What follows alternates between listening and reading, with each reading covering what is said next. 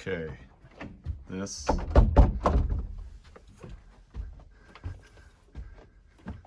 is our attic.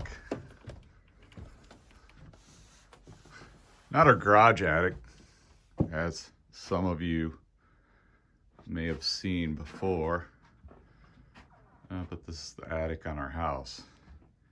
You're gonna see some similarities, like huge messes, because we got lots of stuff, and Amazon packages, because, you know, Christmas. This is my wife's sewing area. And what's significant about this is there's a little wood shop project back here that I'm going to share with you after I move more of her junk. And it's kind of old, but there we go. It's the book rack and drawer. Kind of beat up, but this is what we're going to be making in the wood shop. Now, I may have mentioned already, if you met with me, sometimes we're going to be repurposing some material that's been left behind. As I said, some classes will leave some rough cut stock for projects, and rough cut means we need to cut those down to finished size so that we can make a project out of it. Now, finished size, you're going to find that in a bill of materials. A bill of materials is going to be a list of each piece and its finished size that goes into creating a project. So I thought I'd spend some time today talking about a bill of materials for the book rack and drawer, so that you have a good understanding of what you're going to need to compile as pieces for a project. Now, once we have a bill of materials, our next step after that is to come up with a plan of procedures, which is going to be a list of each piece, or a list of each step for creating the pieces and the equipment that's being used. So we'll start looking at this thing right here. See if I can get the drawer out. And looking right away, we're probably not going to talk about the drawer today, because I can tell whoever made this drawer didn't make it right. They were probably running out of time and had to take a shortcut. So let me sit down here. Now, looking at the project, two biggest things are going to be the sides. These tall curved pieces, these two side pieces, they're finished size, and this is all going to be in inches. So make a mental note of that.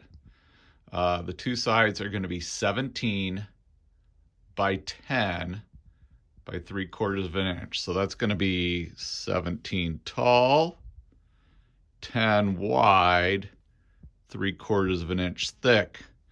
Now, I won't mention this for every single piece, but if we were going to create a piece that's 17 by 10 by 3/4, a logical step would be to cross cut on the miter box saw 17 inches, rip on the table saw 10 inches, and then if necessary, plane to 3/4 of an inch. So that's going to be 17 by 10 by 3/4, two of those. Now we're going to have two shelves, top and bottom shelf. Those are the same size. Their finished size is 12 1/4 by 9 1/2 by 3/4 of an inch. 3/4 of an inch in fraction is sometimes written down as 0.75. So 12 1/4 by 12 1/4 by 9 1/2 by 3/4 is the finished size for those two shelves. Now, the sun, the light's catching the back just right. that you can almost see what goes into making that back piece. There's going to be 4 vertical pieces and 1 horizontal piece across the top. Those 4 vertical pieces for the back, the 4 vertical back pieces are 14.5 by 3 by 1/2. 14.5 by 3 by 1/2. You're going to need 4 of those vertical pieces.